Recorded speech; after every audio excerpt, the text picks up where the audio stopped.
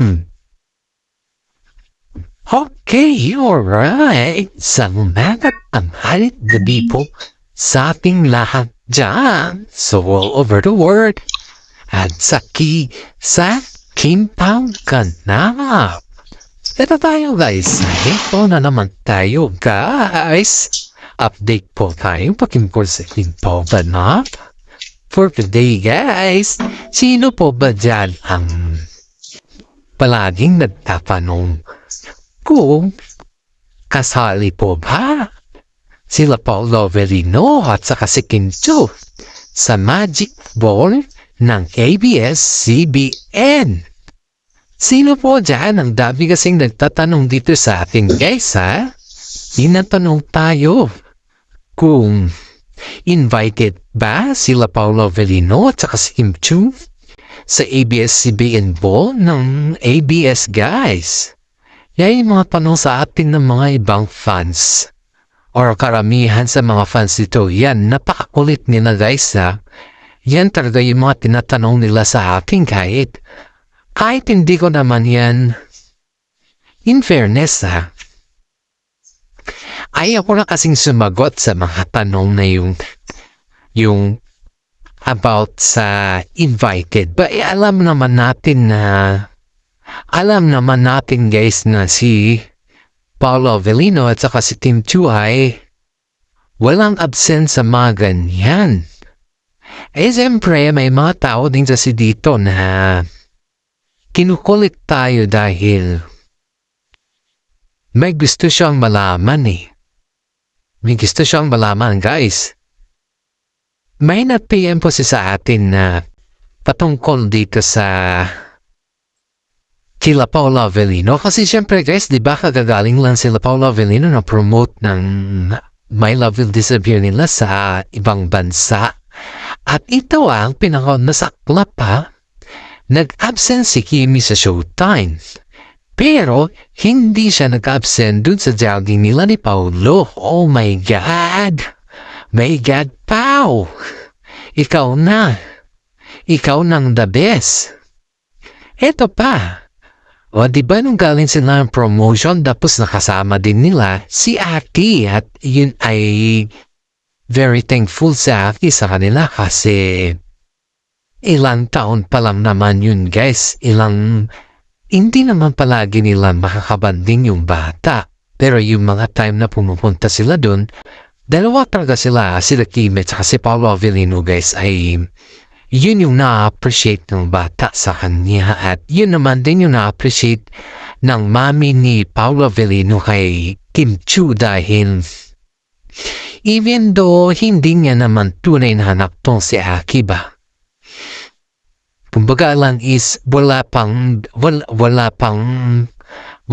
long table sa kanila yung pinaghahandaan pa lang. Pero yung pakiramdam niya dito sa bata is tinuring niya na parang anak guys. Iyan yung fairness, iyan yung nagustuhan ng side ni Paolo Avellino kay Kim Chiu. Yes! Kaya nga sabi ni mami ni Paolo na parang minamadali nga yung dalawa eh. Kumbaga is matanda na kayo na sa tamang edad na kayo. Ganun. Yung mag-forward ba, kumbaga is yung mag-settle na sila yun. Kaya parang ganun na yung point eh, minamadali na yung dalawa kasi nga po, nakikita kasi sa dalawa na may future. May future sila guys. Silang dalawa, may future sila. Yeah, alam niyo pag sa labas kasi ng showbiz, sa labas ng showbiz, hindi natin nakikita yung dalawa nag-holding hands or very sweet na masyado. Walang ganon. Hindi natin sila nakikita ng ganon. Pero, pag yung sila na lang guys, sila na lang ha. Ayon dito sa ating legit na sources grabe daw yung clingy ni Paolo kay Kim Chiu. As in daw na wife to be ang si Kim Chiu po is ang asikaso kay Paolo Avellino is wife to be. Yung pag-asikaso ni in fairness yung kwan dito guys in fairness yung pag-asikaso ni Kim Chu kay si Yan noon ay mas triple pala kay Paolo Avellino guys. Kasi iba kasi yung mga style ng mga Chinese na babae kaysa sa mga lalaki. Based sa mga lalaki ito guys ito kasi yung style ng mga babae, mga Chinese na babae basta mga lalaki. Ang mga babae kasi sa kanila is bihira lang na may bihira lang yung alam mo na.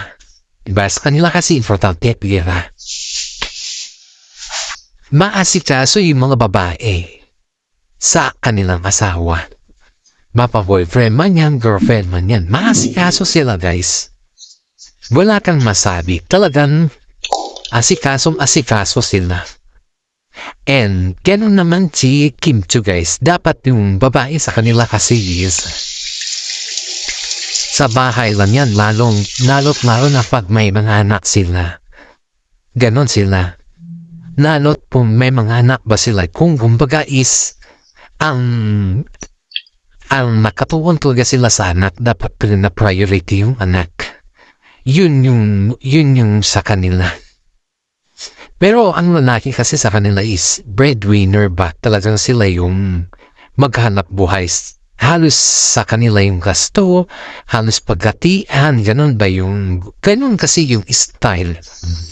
Dahil ito, nakita mo naman na si Kim Chu ay pinakita niya talaga paano niya asikasuhin si Paolo Avellino. Pinakita talaga sa mga magulang ni Paolo Avellino. Kaya nga po guys, ay itong pamilya ni Paolo ay ayaw kumbaga ba is winelcome talaga si Kim Chu na hindi bilang girlfriend. Winelcome siya na part na siya kagad ng pamilya.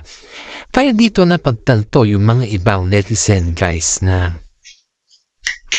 unfair daw sa mga ex ni Paolo Avellino kasi hindi daw trinato ni mami niya ng ganon ang mga ex niya. Aba, ito naman ang tanong natin. Kung unfair, ang tanong ko or ang tanong ng makaramihan is ilang babae na ba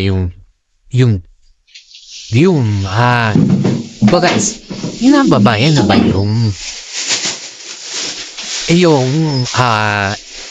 paano dito mag-spoil is that ilang babae na ba yung pinunta ni Paolo Avellino sa bahay nila? Di pa si Kim Chu lang. Presenta niya mismo sa parents niya. Si Kim Chu lang, di ba? So, it's not unfair naman na sa mga ex na sinasabi mo. Kasi I believe naman na ang ex niya lang is ito si LJ. Kung saan yung nanay ng anak niyo sa akin. Yun naman yung alam kong ex nito. Kasi hindi naman natin pwedeng may pagkailan na talagang ex na yan guys. Kaya yung mga sinasabi ng mga iba na it's too unfair sa part ng ganito, it's too unfair sa ganito. How can we say na it's too unfair kung wala namang kumbaga is wala namang ex o mga girlfriend si Paolo Avellino na pinunta din. Diba? Eh, huwag natin sabihin na it's too unfair. Kaya marami dito guys ang masasabi na napaka-unfair daw ni Paolo kasi mas pinaboran daw, kumbaga is mas ang laki daw ng presence ni Kim Chu sa pamilya niya, samantala daw yung mga ibang ex niya is minsan lang daw siya pinagbibisita to. Kumbaga is nagtatampo sila kasi minsan lang daw, pero hindi daw mismo sa pamilya hindi daw mismo sa bahay ni Paolo Avellino, sa Baguio, or just siguro sa mga hotel lang or sa mga restaurant guys. Hindi daw mismo sa bahay ni Paolo, pero itong si Kimi mismo daw sa bahay ni Paolo Avellino. Eh, unfair daw kasi ang ganda daw ng mga welcome at may mga regalo pa na hindi daw nangyari sa mga ex ni Paolo Avellino. Hindi raw naramdaman ng mga ex ni Paolo Avellino. Ganun kainit yung pagtanggap nila sa kanila. Ito naman yung mga tanong. Yan po yung mga tanong ng mga, yan po yung mga comment pala. It's not tanong. Yan pala yung mga comment ng mga tao, mga fans, mga basers nito guys. Kay Paolo Avellino kung bakit kailangan pa ba daw niyang i-deny na marami na din siyang naging ex? Dahil, bakit daw niya kailangan i-deny? Kung i-deny daw niya na palagi, ibig sabihin, may tendency daw ba na i-deny din na si Kim Chiu? You know guys yan po yung question ng mga commentors or mga basers natin patungkol kay Paolo Avellino guys. Yan po yung mga question nila. Pero in fairness ang titindi namang question nila guys. Dahil sabi ni Paolo dito na hindi naman daw niya dinedeny yung kanyang mga ex. Dahil nag-iisa lang daw, ang alam daw niya kasi nag-iisa lang yung kanyang ex. At ang gusto daw niya is yung may privacy ng relasyon niya. Hindi daw sinasa publiko, which is tama naman. Pero sa manalagay kasi ng mga iba dito guys, feelingera at saka feelingero. Gusto kasi nila yung lataran. Kaya yun.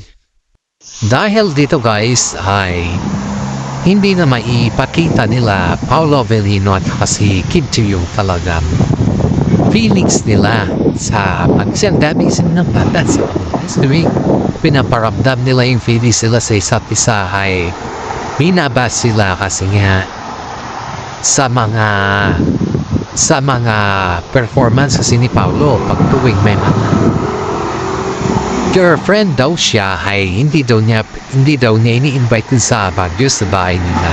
Pero si Kimi talaga ini-invite guys. Kaya dito mo malalaman talaga na yung very proud si Paolo kay Kim Chiu dahil wala po siyang happy. At ito pa guys, may napanood akong video na kung saan ay yung aminan factor na hindi naman tinanong dito na yung vocal ba. Pero ang tanong lang kasi dito guys is yung about sa kung kailan daw magpo-forward si Paolo. Kung kailan daw niya maging matured ba? I mean, hindi naman sa matured na utak ba, pero yung future ba yung tinatanong dito. Pero sagot naman ni Paolo dito is depende na daw kung kailan. Kasi nga po, nasagot niya ng depende kasi depende naman talaga kay Kim Chiu kung kailan siya ready. Kasi nga po si Kim Chiu lang naman yung hinihintay ni Paolo Avellino na mag-forward na or yung going to future na kasi si Kim Chiu pa kasi sa ngayon na gusto pa niya talagang magkaroon ng another project or yung habang man dyan yung opportunities or yung blessing talagang i-grab niya. Yan kasi yung patakaran ni Kim Chiu sa kanyang buhay. Kaya hindi naman natin pwedeng ipilit. Kaya yun po yung sagot ni Paolo Avellino dun sa lie detector na napanood ko na video at dun din umamin si Kim Chiu na hanggat kaya pa ng katawan, hanggat kaya pa at may mga marami pang project, i-grab natin yung kasi ang opportunity not once only. Yan naman po yung sagot ni Kimi dun sa alternative na question din kay Paolo Avellino. Kaya dito natin napatunayan guys na sa kabila ng lahat ng paghihintay ni Paolo ay nakasalalay pa rin kay Kim Chiu ang lahat. Hindi kay Paolo. Kasi si Paolo lang naman guys ay naghihintay lang naman kung ano yung decision ni Kim Chiu sa kanila. Kaya nga po yung mami ni Paolo is very excited pagdating kay Kim Chiu dahil talagang gustong-gusto na ni mami ni Paolo na mag-settle na sila. Pero ito nga, sabi nga ni Kim Chiu na habang may mga projects pa, habang may mga opportunities pa, ay gagrab mo na. Kasi nga po, ang opportunity not once only sa buhay. Which is tama naman si Kimi kasi nga yung opportunity naman minsan naman yan hindi naman kalagi yan. Kaya sa ngayon kasi guys is super duper blessings yung Kim Pao.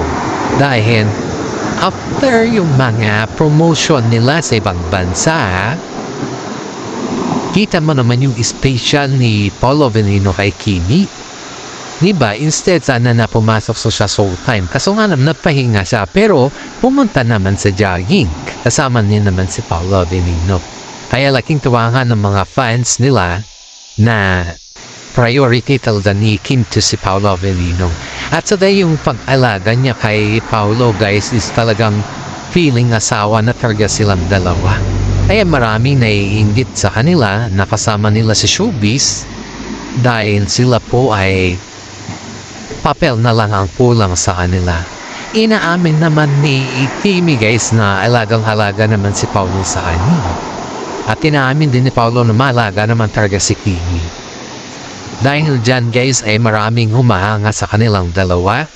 Dahil kahit sa dami ng batikos o sa dami ng mga balita na hindi yung bang mga paninira sa kanila ay hindi pumapatol si Paolo Avellino sa lahat ng bagay.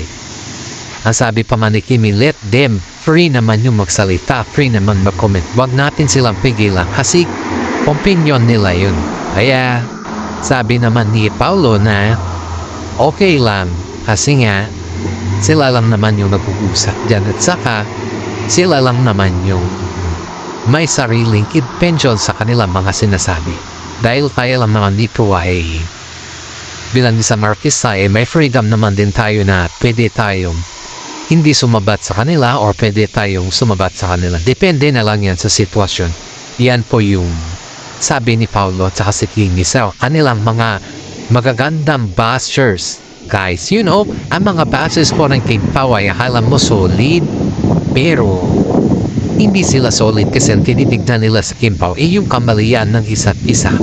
Hindi yung nagandang naidulot ng Kim Pao sa kanila kung paano naman nag-success ang Kim Pao. Wala silang ganon, guys. Talagang tinitignan talaga nila is yung negatibo sa Kim Pao at feeling mga loyalista din mga yan, guys, ha. Kaya payo dito na nag-aabang si Kim Pao ay alam na natin kung ano yung ugali ng mga bashers niyan. Kaya laking pasalamat ko din sa mga senior citizen dyan na sa akin, sumusubaybay sa aking update patungkol sa Kim Pao. Isang malaking tulong na po yan para sa akin, guys. At saka sa mga pan naman dyan, guys, sa mga nasa ibang bansa. Shout out po sa inyo yung ating YouTube channel. Paki-like and share naman po yung ating updates para sa ganon, mas marami pa tayong i-updates. Yung patungkol naman, guys, sa sapatos na binigay ni Kimi ay yun na yung sa susunod na update natin yon para masubaybayan ninyo at kung ano din yung kaganapan dun sa ibang bansa na nangyari sa kanilang endorse niyan. Sa susunod na din po yung updates natin. Sa ngayon, guys, ay yung update na lang po natin ay yung paano naging masaya si Kimi sa mga pamilya ni Paolo Avellino. At hanggang dito na lang po yung ating update. Maraming salamat at God bless po sa ating lahat.